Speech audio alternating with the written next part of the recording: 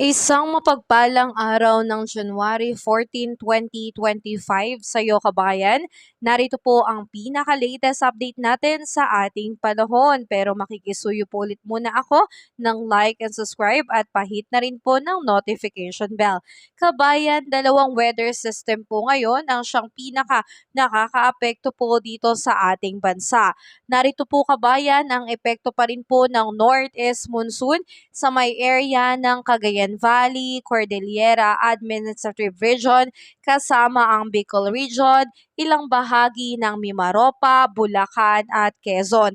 Kaya asahan ang maulap na kalakitan na may kasamang pag-uulan. At dito rin kabayan, Northeast Monsoon din po ang siyang nakakaapekto sa may Metro Manila, Northern Samar, Eastern Samar at ilang bahagi ng Luzon. Asahan naman po ang pagkakaroon ng bahagyang maulap hanggang sa maulap na papawirin na may mga isolated light rains o mga manakanakang mahihinang pag-ambon lamang kabayan, kaya wala po itong significant impact. Samantalang epekto naman po ng easterlies, ito pong nadarama ngayon ng mga kapatid natin na nakatira sa Palawan. Kaya asahan po ang maulap na kalangitan na may mga kalat-kalat na rain showers o pag-ulan at ganun din po ng thunderstorm. At apektado rin kabayan ang ilang bahagi ng ating bansa nitong easterlies, kaya asahan ang partly cloudy to cloudy skies with isolated rain showers or thunderstorm, lalo na po pagsapit ng hapon at sa gabi. Kadalasan kabayan, pag iyong lugar po ay naapektuhan nitong easterlies, pag umaga hanggang tanghali po ay mainit, pero pagsapit ng hapon at gabi dyan na po tayo nagkakaroon ng mga tsansa ng pag-ulan. Kaya pinag-iingat po natin yung mga kababayan po natin, lalo na po kung kayo po ay nakatira sa mga prone areas, yung mga madaling bahain at landslide, tayo po ay mag-ingat dahil ito pong mga weather system na to ay meron pong dulot na pag-ulan.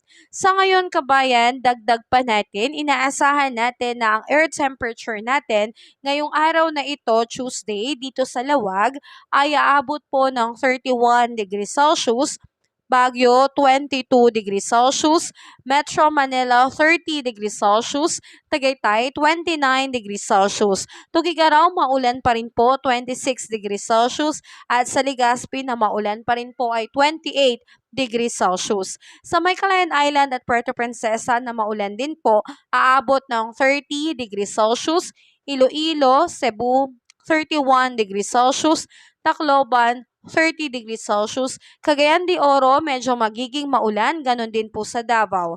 Cagayan de Oro 31 degrees Celsius, Davao 32 degrees Celsius at sa Zamboanga po ay 33 degrees Celsius. So yan po yung inaasahan nating air temperature ngayong araw na ito.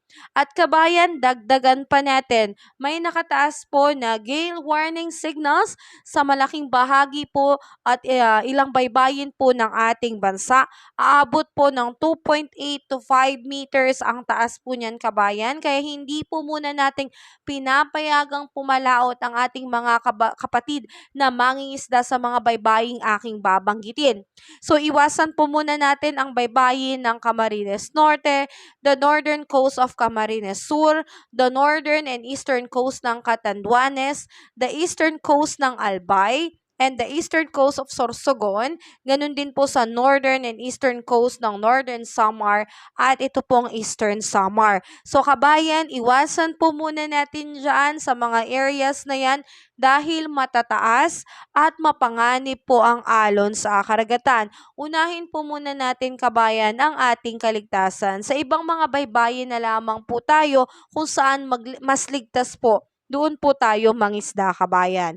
At dagdagan pa natin kabayan, meron po tayong rainfall, heavy rainfall outlook due to northeast monsoon o hanging amihan. So makakaranas po ng moderate to heavy rain, 50 to 100 millimeters na buhos ng ulan, yellow warning po yan sa may Quezon, Camarines Norte at Camarines Sur.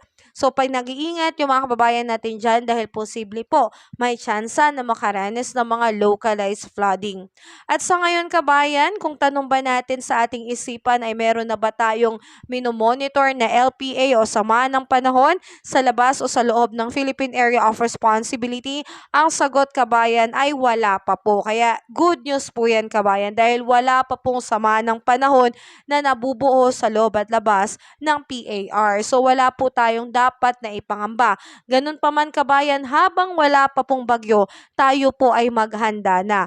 Dahil hindi naman po matatapos itong isang taon natin na wala pong bagyong papasok. Actually kabayan, sa kalahati po ng 2025, inaasahan merong 2 hanggang 8 bagyo na papasok. So yan po yung paghandaan natin. Huwag po tayong matakot. Kailangan po nating maging aware at maging handa. At tandaan natin kabayan, kung mayroon bang unang bagyo na papasok ay ito po ay tatawagin natin sa local name na Bagyong Auring. Pero sa ngayon kabayan, wala pa po si Bagyong Auring. So yan lamang yung update ko sa iyo kabayan ngayong araw ng Tuesday. Salamat sa iyong suporta. Pasuyo po ulit ng like and subscribe and hit the notification bell.